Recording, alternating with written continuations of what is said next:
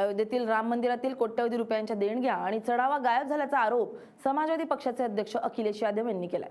या वादामुळे कोट्यवधी सनातन धर्मीयांच्या आणि रामभक्तांच्या मनाला ठेच पोहोचली आहे। नक्की काय आहे प्रकरण? राम मंदिरात खरंच कोट्यवधी रुपयांचा घोटाळा झालाय का? अखिलेश यादव यांचा नेमका आरोप काय आहे? कुणी केलाय हा घोटाळा आणि मंदिर प्रशासनाकडून यावर काय सांगण्यात आलंय? पाहूयात या व्हिडिओमधून। नमस्कार, मी स्नेहल चौधरी, आपण पाहत आहात LS मराठी।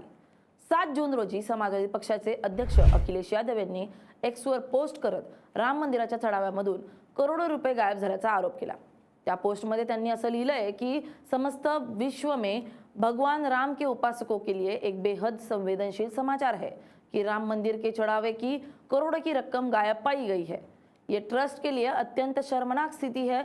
कोई भी सफाई देने के लिए सामने नहीं आना चाहता। न्यायालय से संज्ञान लेने की मांग है क्योंकि इसका सीधा संबंध वैश्विक स्तर पर समस्त सनातनी समाज की प्रभु राम में गहरी आस्था से जुड़ा है। सरकार की चुप्पी संदिग्ध है। म्हणजे संपूर्ण जगातील भगवान राम यांच्या भक्तांसाठी अत्यंत संवेदनशील बातमी आहे की राम मंदिरातील चढाव्यातील कोट्यवधी रुपयांची रक्कम गायब झाल्याचं आढळून आलंय। ही बाब ट्रस्टसाठी अत्यंत लज्जास्पद आणि गंभीर आहे। याबाबत स्पष्टीकरण देण्यासाठी कोणीही पुढे येताना दिसत नाहीये। न्यायालयाने स्वतःहून या प्रकरणाची दखल घ्यावी अशी मागणी आहे। करण्याचा थेट संबंध जगभरातील सनातन धर्मियांच्या प्रभू रामांवरील गाढ श्रद्धेशी जोडलेला आहे। या प्रकरणावर सरकारचं मौन संशयास्पद वाटतंय अशी पोस्ट करत त्यांनी राम मंदिराच्या देणगीतून करोडो रुपयांचा निधी गायब झाल्याचा थेट आरोप त्यांनी केल्यामुळे राजकीय वर्तुळापासून ते सामान्य रामभक्तापर्यंत प्रत्येक स्तरावर उलटसुलट चर्चांना उधाण आलंय। या गंभीर पार्श्वभूमीवर राम मंदिराला आतापर्यंत नेमका किती निधी मिळालाय? वार्षिक उत्पन्नाचा स्रोत नेमकं कोणता आहे? गोळा होणाऱ्या अफाट पैशांचा वापर कुठे केला जातो? अखिलेश यादव यांनी लावलेले आरोप नेमके काय आहेत? त्यावर मंदिर ट्रस्ट व सत्ताधारी पक्षानं काय खुलासे केलेत? खरंच असा कोणताही मोठा आर्थिक घोटाळा झाला आहे का? या सर्व बाबी पाहणे महत्त्वाचे आहे। अयोध्येतील राम मंदिराच्या उभारणीसाठी 2020 मध्ये श्री राम जन्मभूमी तीर्थक्षेत्र ट्रस्टची स्थापना करण्यात आली। त्यानंतर देश विदेशातील लाखो भक्तांनी स्वेच्छेने देणग्या दिल्या। ट्रस्टच्या माहितीनुसार सुरुवातीच्या निधी संकलन मोहिमेतच सुमारे 3.5 कोटी रुपयांहून अधिक रक्कम जमा झाली। यामध्ये रोख देणग्यांसह सोने चांदीचे अर्पणही मोठ्या प्रमाणात झालं। रामलल्लांच्या प्रतिष्ठापनेनंतर अयोध्येत भाविकांची संख्या झपाट्याने वाढली असून मंदिराला दरवर्षी सुमारे 327 कोटी रुपयांचं उत्पन्न मिळत असल्याचं सांगितलं जात आहे।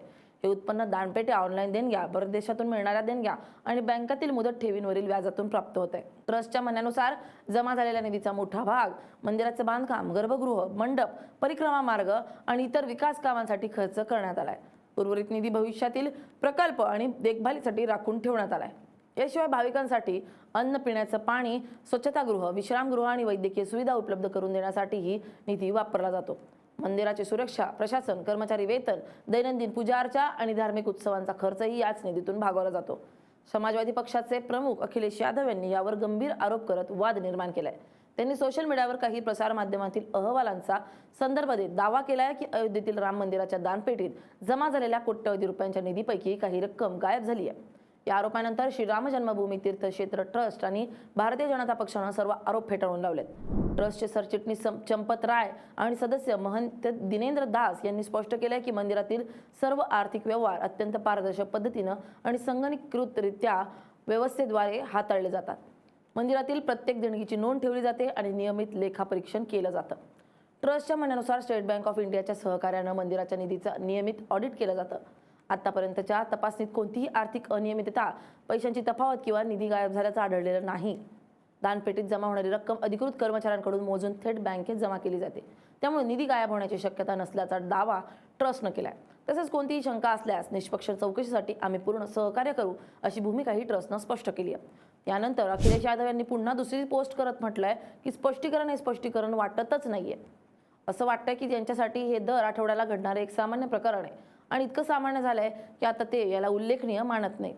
ट्रस्टच्या सर्व सदस्यांनी एकत्र बसून स्पष्टीकरण द्यावं आणि आकडेवारीची पडताळणी करण्यासाठी CCTV पुराव्यांचाही आधार घ्यावा।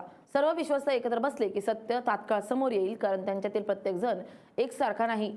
जेव्हा या गैरव्यवहाराच्या संशयाच्या केंद्रस्थानी एखादी विशिष्ट व्यक्तीच नाही, तेव्हा केवळ एका व्यक्तीच्या स्पष्टीकरणाला काय महत्त्व हेही स्पष्ट केलं जावं की 40 सेकंदाचं स्पष्टीकरण यायला इतके तास का लागले आणि स्पष्टीकरणाच्या नावाखाली फक्त 1 मिनिट बोलणं इतकं जड का पडतंय?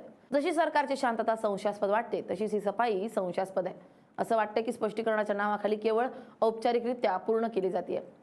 संपूर्ण सनातन समाज याचं अत्यंत कमकुवत स्पष्टीकरणामुळे दुःखी झालाय। असा पलटवार त्यांनी केलाय.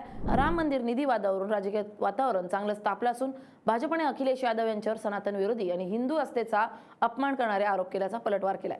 तर अखिलेश यादव यांनी कोट्यवधी रुपयांच्या निधीबाबत पारदर्शकतेचा प्रश्न उपस्थित केलाय.